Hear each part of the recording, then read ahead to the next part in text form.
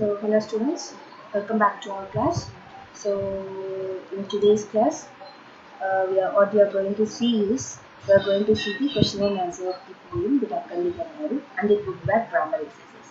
So in the last exercise, in the last class, we have seen the poem the Duck and the Kangaroo. So in today's class, we are going to see the question and answers and the book back grammar exercise of the poem. See first, let us see the question and answer. First question is, how was the duck's life when the poem began? Why? How was the duck's life when the poem began? Why?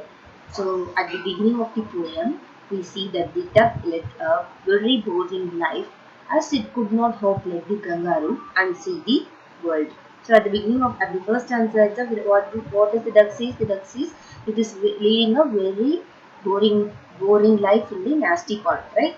So, and what's its feeling? Its feeling is that it could not hop like the kangaroo and see the world, right? So, that's the answer at the beginning of the poem. We see that the duck led a very boring life as it could not hop like the kangaroo and see the world. See the second question. What does the duck want most of all in the first stanza? Does it want the same thing in the second stanza? What does the duck want in the first stanza and what does the duck wants in the second stanza? See the answer. In the first stanza, the duck wants to be able to hop like the kangaroo. The first one, what does the duck want? The duck wants to be able to hop like the kangaroo. So does it want the same thing in the second stanza? No, it doesn't want the same thing in the second stanza. In this stanza, it wishes to ride on the kangaroo's back. In the second stanza, the duck wishes to ride on the kangaroo's back. So, third question. How many times did the two go around the world? So at the end of the poem, the author would say how many times they went around the world. They went 3 times, right? The two went around the world 3 times. The two went around the world 3 times. The next question is, what all did the duck do to prevent the kangaroo from catching a cold? What all did the duck do to prevent the kangaroo from catching a cold? So when the duck wishes to travel the whole world on kangaroo's back, what does the kangaroo say? The kangaroo said that is having some objection that because of the duck's wet feet, it would get cold. So what are the preventive measures that the duck took? The duck bought 4 pairs of worsted socks and a clock. What is a clock? While teaching the poem, I said a clock is a piece of cloth that handles loosely in the shoulder. It also decided to smoke a cigarette every day. The duck bought 4 pairs of worsted socks and a clock. It also decided to smoke a cigarette every day.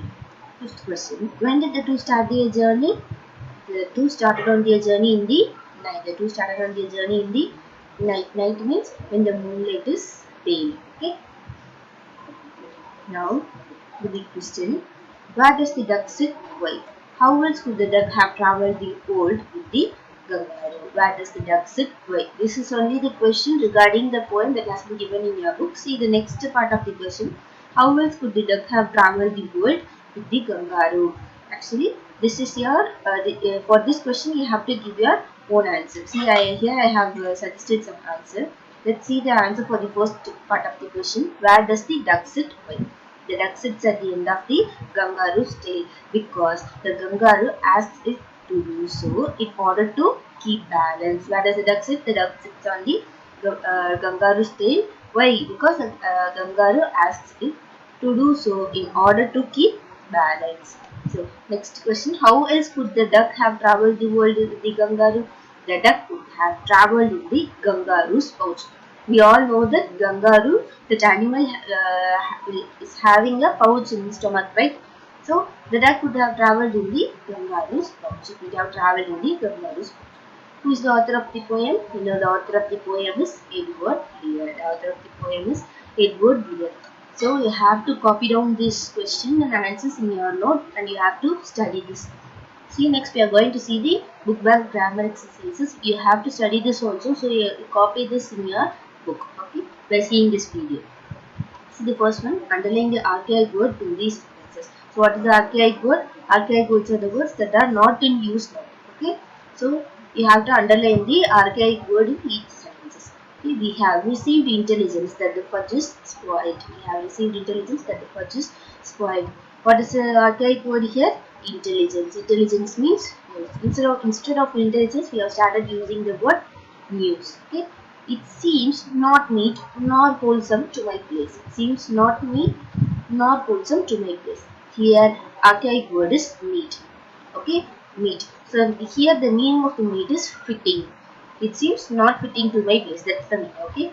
The other club members soon realized that he was full of fudge. The other club members soon realized that he was full of fudge. Fudge means nonsense. So fudge is the archaic word. Only time will discover what ailment she has been suffering from. So here the archaic word is discover. Okay. When the space explorers went down to meet the creatures of the planet, they found no sign of intelligence. See here, what's the archaic word here? Here the archaic word is intelligence. See here too we have meet. In this sentence we underlined meet as the archaic word. Why don't we underline this as the archaic word? See here, the meaning of the meet is different in this sentence and it is different in this sentence. Here the meaning of the meet is fitting. So instead of meet, we have started using fitting. But this meet is meeting the creators, meeting someone. This is the straight meaning. Okay, just understand the meaning. That's why we didn't underline this as the archaic word. Here the archaic word is intelligence. Next, replace the archaic words in these sentences with their meaning. You have to underline the archaic word and you have to give the meaning of that archaic word. Okay. Hiram added a pinch of the powder and we soon found our eyes burning as the air filled with the smell of burning brimstone. Here, brimstone is the archaic word. So, the meaning of brimstone is sulfur. It is a chemical product, sulfur. Could you please go to the apothecary and grab me some painkillers? Could you please go to the apothecary and grab me some painkillers? Here, apothecary is a different word, right? So, apothecary is the archaic word. The meaning of apothecary is chemist. Could you please go to the chemist and grab me some painkillers? Okay. None of us realized that the guy jostling us at the bus stop was a cutpurse till we tried to pay the conductor the fare. See here the archaic word is cutpurse. The meaning of cutpurse is pickpocket. None of us realized that the guy jostling us at the bus stop was a pickpocket till we tried to pay the conductor the fare. Sentence this knave to 10 years in prison, I see. Here the archaic word is knave. What's the meaning of knave? Knave means dishonest person. Sentence this dishonest person to 10 years in prison, I see. Priti, pass me the salt. Here Priti is not the name of a person. Priti is an archaic word meaning please. Please pass me the salt. Okay. Next one, fill in the blanks with suitable archaic words. You have to fill in the blanks with the suitable archaic words. Dash it was clever ploy by the salesman. Here the archaic word is meeting. The meaning is I think the thinking of me. That's the meaning. So it was meeting. It was a clear ploy by the salesman. Dash have you come and dash do you start. So the whence have you come and wherefore do you start. So here whence meaning is it is an archaic word. Meaning is from where have you come. Wherefore is the meaning of wherefore is why. From where have you come and why do you start. So that's the meaning. Okay. Did you see the dash at the zoo? Did you see the camelopard? The meaning of camelopard is giraffe. Did you see the giraffe at the zoo? Okay. Sit in one place, don't run, dash and dash. Here the archaic word is hither and thither. Sit in one place, don't run, hither and thither. Actually the meaning is this is here and this is there. Sit in one place, don't run here and there. Okay. I will finish my homework, dash the night is over. I will finish my homework, array the night is over. Array is the archaic word, meaning is before. I will finish my homework before the night is over. See here, you have to tick this sentence. So now next we have seen transitive verbs, intransitive verbs, tritransitive verbs and monotransitive verbs. So here they have given some sentences. You have to tick this sentence which you have double objects. So okay, see this sentence. Please pour me a drink. Me is one object and drink is one object. Therefore, two objects. So you have to tick this sentence. Did you lend that prankster 300 rupees? Prankster is one object and 300 rupees is another one object. So two objects. And then this sentence. This machine will save you a lot of time. Use one object and a lot of time is one object. And then this. The president gave a medal to the brave soldier. Medal is one object and the brave soldier is another one object. So these are the sentences that have two objects. Okay. See next one. Select the correct option using the hint given in brackets. So you have to select the correct option using the hints that has been given in the brackets. See here we return dash. You have to fill this with right transitive. That is you have to fill this with two object words. Here in the option you have two objects, the book to the seller. We return the books to the seller. Next one, we bake dash. Monotransitive, that is single object. We bake a cake. They immediately offered dash. Ditransitive, that is two object. They immediately offered a job to him. The baby cried. Intransitive, that is no object. So no object. She read dash. Ditransitive, you have to fill with two objects. She read the child a fairy tale. Okay. Here are some sentences with the double object verbs. Complete them using the hints given in brackets. So here are some sentences and in the bracket they have given two objects. You have to fill the sentence using the two objects. Okay. So we already seen the two objects can be combined using for and to. Okay. You can write this sentence in two ways. See here, the excited children showed, you have to write using artwork and teacher. The excited children showed the teacher the artwork, or the excited children showed the artwork to the teacher. Okay. The maid prepared dinner for the family, or the maid prepared the family the dinner. You can write in either ways. Okay. Deb bought some flowers for his friend, or Deb bought his friend some flowers. Either ways you can use for. Otherwise you can, without using for, you can write this. My assistant sent me an email, or my assistant sent an email to me. Did anybody leave a message for Harsh? Did anybody leave a message for Harsh? Did anybody leave Harsh a message? Okay, you can write the sentence without for also. Next, see here. See, you have to. They have underlined the verb. So you have to say that whether it is a ditransitive, monotransitive, or intransitive. Intransitive means you have to write I. Monotransitive means you have to write M. Ditransitive means you have to write D. You know, intransitive means the verb that doesn't take object. Monotransitive means the verb that takes object. And ditransitive means the verb that takes two objects. See here, she needed someone to read her the letter.